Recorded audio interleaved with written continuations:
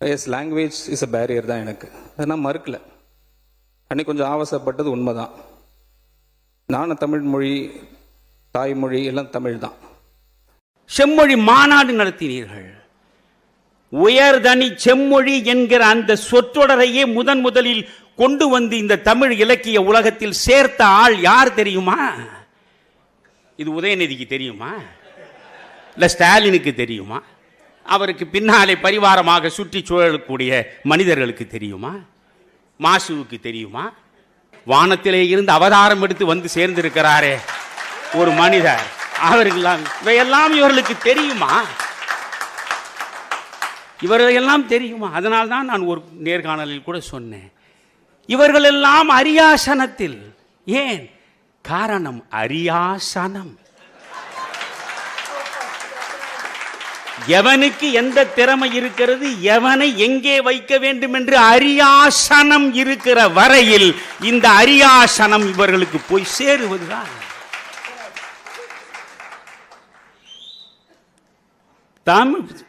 வீகோ சூரியநாராயண சாஸ்திரியார் 33 வயதில் கண்மூடி விட்டான் ஐயா அவன். அந்த சூரியநாராயண சாஸ்திரி தான் வடமொழி கலக்காமலேயே தனித்தமிழில் எழுதவும் பேசவும் முயன்ற பிதாமகன். அந்த மனிதன் தான் சூரியநாராயண சாஸ்திரி என்பதை பரிதி மார் கலைஞன் என்று பெயரை மாற்றிக்கொண்டார்.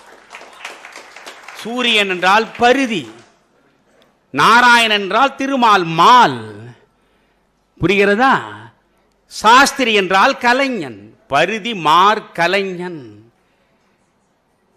அவர்தான் மதுரையில் பாண்டித்துரை தேவர் நடத்திய செந்தமிழ் என்கிற இதழில் கட்டுரை எழுதுகிறார். அந்த கட்டுரையின் தலைப்பு என்ன தெரியுமா? உயர்தனி செம்மொழி. 1901 எழுதினார். நீங்கள் பிறந்தே இருக்க மாட்டீர்கள் திராவிட பிதாமகர்களே. 1901 தமிழ்தானடா உலகத்திலேயே one of the classical languages, உயர்தனி செம்மொழி. அவர்தான் அதை எழுதினார். நலவெண்பாவை பதிப்பித்தார், கலிங்கத்து பரணியை பதிப்பித்தார், 2 நாடக நூல்களை இயற்றினார். ஆனால் 33 வயதில் இந்த மனிதன் மறைந்து விட்டான். அவனை நினைத்து பார்க்கிறீர்களா நீங்கள்? சரி, இது உயர்தனி செம்மொழி என்று எதை வைத்து சொல்கிறீர்கள்? இங்கேதான் புறநானூறு இருக்கிறது, இங்கேதான் நெஞ்சை அள்ளும் சிலப்பதிகாரம் இருக்கிறது, இங்கேதான் மணிமேகலை இருக்கிறது என்று நீள முழங்குகிறீர்களே. தமிழ் தாத்தா ஊவே சாமிநாத ஐயர் மட்டும் இல்லாமல் போயிருந்தால் இவை அனைத்துமே கரையானுக்கு சென்று போய் சேர்ந்திருக்குமே. யோசிக்கிறீர்களா நீங்கள்? யோசிக்க உங்கள் பெருமை உங்களுக்கு முதலில் புலப்பட வேண்டும். தமிழில் 5 பெருங்காப்பியங்கள் என்கிறோம். 5 பெருங்காப்பியங்கள் என்ன? சிலப்பதிகாரம், மணிமேகலை, சீவக சிந்தாமணி, வளையாபதி, குண்டலகேசி. சிலப்பதிகாரமா சிறப்பதிகாரமா சிழப்பதிகாரமானே தெரியாது. கும்பகோணம் கல்லூரியில் உவே சாமிநாத ஐயர் அங்கே தமிழாசிரியராக இருக்கிற பொழுது, அங்கே கும்பகோணத்தில் முன்சீப்பாக பதவி வகித்தவர் சேலம் ராமசாமி முதலியார் என்பவர். அந்த சேலம் ராமசாமி முதலியாரிடம் ஒரு சுவடி இருந்தது. அந்த சுவடி தமிழ் தாத்தா ஊவேசாவின் கண்ணில் பட்டுவிட்டது. பிரித்து படித்து பார்த்தார். அதுதான் சீவக சிந்தாமணி. வெறும் சுவடியாக இருந்தது. அதை எடுத்தார். அது சமண காப்பியமாக இருக்கிறது. எனவே சமணம் சார்ந்த உண்மைகளை சரியாக புரிந்து கொள்வதற்கு சமண அறிஞர்களோடு பேசி அவருடைய கருத்தை முழுமையாக உள்வாங்கி, இதற்காகவே கும்பகோணத்திலே இருந்து சென்னைக்கு வந்து 500 புத்தகங்களை அவர்தான் முதலில் பதிப்பித்து சீவக சிந்தாமணியை இந்த தமிழ் கூறும் நல்லுலகத்திற்கு கொடுத்தார். இல்லை என்றால் சேலம் ராமசாமி முதலியார் வீட்டில் சிறைப்பட்டு அது கரையானுக்கு இரையாகி இருக்கும். சீவக சிந்தாமணி கதை ஆயிற்றா 5 பெருங்காப்பியங்கள்ல. சிலப்பதிகாரம் பல இடங்களில் தேடுகிறார். அதனுடைய முழு வடிவமும் கிடைக்கவில்லை. திருநெல்வேலியில் இருக்கக்கூடிய சைவ பிள்ளைமார்கள் வீடு வீடாக சென்று அலைந்தார். அப்படி அலைந்து திரிந்து முயன்று ஒன்றை நீங்கள் உருவாக்கி கொடுத்தது உண்டா இந்த தமிழுக்கு? திராவிட இயக்க அறிவாளிகள் வீடு வீடாக தேடி அலைந்தார். ஆங்காங்கு கிடைத்த சிதிலமடைந்த ஏடுகளை எல்லாம் ஒன்றாக எடுத்து கொண்டு வந்து பார்க்கிறார். அதில் அடியார்க்கு நல்லாருடைய அற்புதமான உரை இருக்கிறது. ஆனால் எல்லா காதைகளுக்கும் உரை முழுமையாக இல்லை. பிறகு அரும்பத உரை அவருக்கு கிடைக்கிறது. இந்த அரும்பத உரையை வைத்துக்கொண்டு அடியார்க்கு நல்லார் உரையையும் வைத்துக்கொண்டு மிகச் சிறப்பாக சேதாரம் இல்லாமல் சிலப்பதிகாரத்தை அவர்தான் உருவாக்கி பதிப்பித்து இந்த தமிழ் இலக்கிய உலகத்திற்கு தாரை வார்த்தார். 2 காப்பியம் ஆயிற்றா? 3வது காப்பியம் என்ன? சிவக சிந்தாமணி, சிலப்பதிகாரம், மணிமேகலை. மணிமேகலை அவர்தான் கண்டெடுத்தார், அவர்தான் பதிப்பித்தார். மணிமேகலை முழுக்க முழுக்க புத்த மத காப்பியம் என்று புரிந்து கொண்டு பௌத்த ஞானிகளிடம் சென்று அவர்களிடம் ஒவ்வொன்றுக்கும் சரியான பொருள் அறிந்து மணிமேகலையை அவர் கொடுத்தார். 3 காப்பியங்களை அவர் கொடுத்தார், மறந்து விடாதீர்கள்.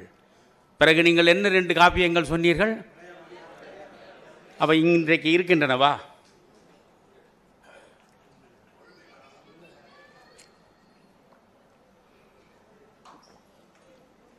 இன்றைக்கு கிடைத்திருப்பது வளையாபதியில் வெறும் 72 பாடல்கள் மட்டும்தான். இதற்காக அவர் கண்ணுறங்கவில்லை. நீங்கள் ஊவேசாவுடைய என் சரித்திரத்தை தயவு செய்து ஒவ்வொருவரும் படிக்க வேண்டும் ஐயா, ஒவ்வொருவரும் படிக்க வேண்டும். அதில் சொல்கிறார், தருமபுர ஆதீனத்திற்கு நான் சென்றிருந்த பொழுது என் விழிகளில் பட்டது இந்த வளையாபதி. பிறகு நான் இதை எப்படியாவது புத்தகமாக்கிவிட வேண்டும் என்று முயன்ற பொழுது அந்த வளையாபதி கைக்கு கிடைக்கவே இல்லை. இதற்காக நான் பல காலம் வருந்தினேன் என்கிறார். ஆங்காங்கு உரை மேற்கோள்களாக காணப்பட்டவற்றை ஒன்றாக சேர்த்து எடுத்த போது வளையாபதியில் 71 பாடல்கள் தான் கிடைத்தன. இதைவிட மோசம் அடுத்து குண்டலகேசி. வளையாபதி சமண காப்பியம், குண்டலகேசி புத்தமத காப்பியம். இந்த குண்டலகேசியில் இப்பொழுது இருக்கக்கூடிய பாடல்கள் வெறும் 19 பாடல்கள் தான், வெறும் 19 பாடல்கள். யோசித்து பாருங்கள். பாளையாம் தன்மை செத்தும், பாலனாம் தன்மை செத்தும், காளையாம் தன்மை செத்தும், காமுறும் இளமை செத்தும், மீளும் இவ் இயல்பு மின்னே மேல் வரும் மூப்பும் ஆகி நாளும் நாள் சாகின்றோமால் நமக்கு நாம் அழாததென்னே. என்ன பாடல் அது! நாம் எல்லாம் என்ன நினைக்கிறோம்? ஒரு நாள் பிறக்கிறோம், ஒரு நாள் இறக்கிறோம். அடே மடையா, நீ ஒவ்வொரு நொடியும் இறக்கிறாய். காளையாம் பாலையாக இருந்தாயே, சின்னஞ்சிறு குழந்தையாய் கடைசி வரை இருந்தாயா? பாளையாம் தன்மை செத்தது. பாலனானாயே, பாலனாகவே இருந்தாயா? பாலனா செத்தாயே. காளையானாயே, காளையாக இருந்தும் செத்தாயே. காமுறும் இளமை கொண்டு அலைந்தாயே, அந்த இளமையோடு உன் வாலிபமும் செத்தது. மேல் வரும் மூப்புமாகி வயோதிகத்தில் முடிந்த போது நீ சாவதாக நினைக்கிறாய். ஒவ்வொரு நாளும் சாகிற நீ உன் சாவுக்கு நீ அழாமல் ஏனடா பிறர் சாவுக்கு அழுது கொண்டிருக்கிறாய்? படிக்கும்போது எனக்கு எவ்வளவு வலிக்கும். 19 பாடல்களில் இந்த ஒரு பாடல் குண்டலகேசியில் இருக்கிறதே. அப்படி என்றால் இந்த குண்டலகேசி முழுவதுமாக கிடைத்திருந்தால், குண்டலகேசி முழுவதும் கிடைக்கவில்லை. காரணம், ஊவேசா கைக்கு வந்து சேரவில்லை. வளையாபதி கிடைக்கவில்லை முழுமையாக, காரணம் ஊவேசாவுக்கு வந்து சேரவில்லை.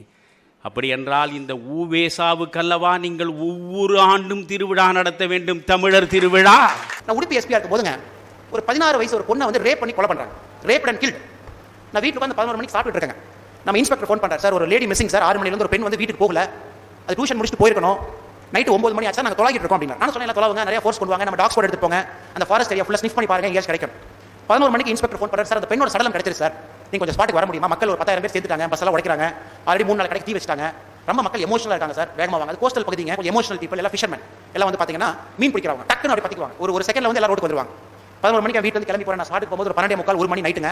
எல்லாம் வந்து என் காரை வந்து சுத்தி வளைச்சிட்டாங்க. கவர்மெண்ட் மேல இருக்கிற கோவத்தை என் மேல காட்டுறாங்க. என் கார் மேல கல் எடுத்து அடிக்கிறாங்க. கவர்மெண்ட் காரை டேமேஜ் பண்றாங்க. ஒரு 30-40 போலீஸ்காரங்க என்னை சுத்தி ஒரு அரண் மாதிரி சுத்தி வெளியே கொண்டு வராங்க. கல் வந்து வீசுறாங்க. மக்களுக்கு கோவம் என்ன பண்ணுவாங்க, ஒரு இந்தியாவில் வந்து பாத்தீங்கன்னா கல் எடுத்து வீசுவாங்க. ஜெனரல் அவங்க கோவத்தை காட்டுறாங்க. ஏதோ நம்ம பொருள் மேல கல் வீசுவாங்க. மேக்ஸிமம் கவர்மெண்ட் மேல வீசுவாங்க. எங்க ஆளுகள் அந்த இது வச்சு அந்த பேம்பு பேரிகேட்ஸ் வச்சு கவர் பண்ணி என்னை கூட்டி போறாங்க. நம்ம கேட்கிற இந்த குரூப்போட தலைவர் யாரு, வாங்க பேசணும் அப்படின்னு. அது வந்து கார்வின் ஒரு கம்யூனிட்டி, ஒரு ஃபிஷர்மேன் கம்யூனிட்டி. நீங்க வாங்க பேசலாம் அப்படின்னு. மழை பெய்யுதுங்க, ஜோரா மழை பெய்யுது. ஒரு 3 தலைவன் வர்றான். ஃபர்ஸ்ட் வந்து தலைவன் வந்து என்னை வந்து தகாத கெட்ட வார்த்தையில என்னை திட்டுறாங்க. ஒரு எஸ்பியா, ஒரு மாவட்ட ஆட்சியரா வந்து திட்டார், கேவலமா திட்டார். நீ எல்லாம் என்ன, நீ ஒரு ஆஃபீஸர், நீ எல்லாம் என்ன ஒரு போலீஸ், நீ எல்லாம் என்ன ஒரு கவர்மெண்ட், எங்க ஊர் பொண்ணை இந்த மாதிரி ஒருத்தர் கொண்டு போயிருக்கான், நீ எல்லாம் ஒரு போலீஸ் ஆஃபீஸரா அப்படின்னு. இதுல வந்து நீங்க லைஃப்ல கத்துட்ட பெரிய பாடம் வந்து பொறுமை. நான் திரும்ப கத்துனா நல்லா இருக்காங்க. ஏன்னா ஆல்ரெடி அவங்க வந்து பயங்கரமான ஒரு கஷ்டத்துல இருக்காங்க. எல்லா பொறுமையா கேட்டே இருந்தாங்க. பேசுங்க. 20 நிமிஷம் அவங்க பேசிட்டே இருக்காங்க, திட்டுறாங்க, எல்லாம் பண்றாங்க. பண்ணதுக்கு அப்புறம் நான் கேட்ட ஒரே கேள்வி, நீங்க என்ன பேசலாம் நம்ம காலையில பேசலாம். எனக்கு அந்த பொண்ணோட பாடி ஃபர்ஸ்ட் வேணும். நான் ஃபோரன்சிக் டாக்டர்ட்ட கொண்டு போய் எனக்கு எவிடன்ஸ் இருக்கு. அந்த பொண்ணோட பாடியில வந்து எவிடன்ஸ் இருக்கு. மழை பெஞ்சிட்டு இருக்கு, எவிடன்ஸ் டிஸ்ட்ராய் ஆயிரும். எனக்கு ஒரு 1/2 மணி நேரம் நீங்க டைம் கொடுங்க. இந்த பெண்ணை வந்து நான் மணிப்பால் ஹாஸ்பிட்டலுக்கு அனுப்பணும். நான் உடுப்பி ஒரு 2 மணி நேரம் போகணும். நான் போய் ஃபோரன்சிக் பண்ணிடுறேன், ஒரு போஸ்ட்மார்ட்டம் பண்ணிடுறேன். அதுக்கப்புறம் நம்ம பேசலாம். தயவு செஞ்சு என்னை பிளாக் பண்ணாதீங்கன்னு காலையில விளக்குவோம். எனக்கு தயவு செஞ்சு பெண் சடலத்தை கையில கொடுங்க. கிட்டத்தட்ட நாங்கள் ஒரு 600-700 போலீஸ்காரங்க இருக்கும். ஃபோர்ஸை யூஸ் பண்ணாம கெஞ்சி கதறி அவங்க காலை விழுக போய் மக்கள் எங்களுக்கு வழி விடுறாங்க. அந்த சடலத்தை எடுத்துட்டு போய் நாங்கள் வந்து போஸ்ட்மார்ட்டம் பண்ணும்போது we got to know that girl is raped and killed. 16 வயசு பொண்ணை வந்து யாரோ ஒருத்தன் ரேப் பண்ணி கொண்டிருக்கான். பெரிய உடுப்பி பத்திக்கிட்டு எரியுதுங்க. ரோடெல்லாம் பிளாக் பண்றாங்க, தீ வச்சு எரிக்கிறாங்க. எல்லா ஸ்கூல் காலேஜ் லீவு. கர்நாடகா அசம்பிளியில் பெரிய ஒரு இஷ்யூ. அப்போ சிஎம் ஃபோன் பண்றாரு எனக்கு, என்ன நம்மளை பிடிச்சிருவீங்களா அப்படின்னு. ஸ்பெஷல் டீம் வேணுமா, பிடிச்சிருவீங்களா? நான் சொல்ல சார் ஒரு 2 நாள் டைம் கொடுங்க, நம்ம ஆளுங்க வேலை செஞ்சுட்டு இருக்காங்க, கண்டிப்பா பிடிச்சிருவோம் சார். அது நீங்க எதுவும் ஸ்டேட்மெண்ட் கொடுக்க போகாதீங்க, 2 நாள் டைம் கொடுங்க. 2வது நாள் நைட் நான் குற்றவாளியை பிடிச்சிடறோம். 3 பேருக்கு அரெஸ்ட் பண்றோம். குற்றவாளியை பிடிச்சி ஜெயிலுக்கு அனுப்பிச்சிடுறேன். அந்த பொண்ணு வந்து அன்னைக்கு எரிச்சிடறாங்க. நம்ம ஊர்ல 16 என்ன சொல்லுவீங்களோ வந்து 3வது நாள் பண்ணுவாங்க. அந்த பொண்ணோட வீட்டுக்கு போறேன், அம்மா உட்காந்துருக்காங்க. நான் நேராக போய் அவங்க அம்மா காலில் விழுறேன். அம்மா நீ மன்னிச்சுங்க, நான் தான் இந்த ஊரோட எஸ்பி. உங்க பொண்ணை யார் இப்படி பண்ணாலும் நாங்கள் அரெஸ்ட் பண்ணி ஜெயிலுக்கு அனுப்பிச்சிட்டோம். எங்களோட கடமையை நான் செஞ்சுட்டேன் அப்படின்னா. அந்த அம்மா எங்களை கேட்ட கேள்வி, நீங்க உங்க கடமையை செய்யல சார் அப்படின்னாரு. ஏங்கம்மா, நீங்க உங்க கடமையை செஞ்சீங்கன்னா என் பொண்ணை நீங்க திருப்பி அளவா நீ கூட்டிட்டு வந்திருக்கணும். நீங்க வந்து பொண்ணு இந்த மாதிரி பண்ண குற்றவாளி நீங்க அரெஸ்ட் பண்ணி ஜெயிலுக்கு அனுப்பிச்சது கடமையை செஞ்சுட்டு எப்படி நான் ஒத்துக்குவேன் அப்படின்னா. எமோஷனல் தாய், எல்லா தாய்க்கு இருக்கிற எமோஷன் அது. பக்கத்தில் சேர் போட்டு உட்காந்து எக்ஸ்பிளைன் பண்ணுறேன், இல்லைங்கம்மா இயற்கை இந்த மாதிரி, நம்ம என்னதான் நீங்கள் போலீசிங் பண்ணால் கூட இந்த ஊரில் வந்து 25 லட்சம் பேர் இருக்கீங்க, எங்களால் முடிஞ்ச போலீஸ் பண்ணுறோம். வருஷத்துக்கு 10 ரேப் நடக்குது, 20 கொலை நடக்குது. நாங்கள் வந்ததுக்கப்புறம் எதுவுமே நடக்காமல் எங்களால் பண்ண முடியாது. உலகத்தில் எங்கேயுமே பார்த்தீங்கன்னா மனுஷன் இருக்கிற வரை குற்றம்னு ஒன்று நடக்கும். குற்றம் இருக்கிற வரைக்கும் தான் நீங்கள் நல்லவன் கெட்டவன் சொல்லுவீங்க. எல்லாமே குற்றம் பண்ணலாம், நல்லவன் கெட்டவன் எப்படி சொல்லுவீங்க? எங்களை மன்னிச்சுக்குங்க தாயே, தயவு செஞ்சு நாங்கள் போலீஸாக வந்து எங்களோட ஆழ்ந்த இரங்கலை தெரிவிக்க வந்திருக்கோம், நீங்கள் ஏற்றுக்குங்க அப்படின்னு. அது அவங்க அம்மா சொன்னது, உங்கள் மேலே எனக்கு இப்போவுமே வந்து எனக்கு சமாதானம் இல்லை சார், என் பொண்ணை நீங்கள் திருப்பி அளவாக கூட்டிகிட்டு வந்திருக்கணும் அப்படின்னு. அப்போ வந்து என்னோட ஒய்ஃபோட பேசிட்டுங்க, அந்த பொண்ணோட பேரில் வந்து ஒரு ஸ்காலர்ஷிப் ஆரம்பித்தோம்.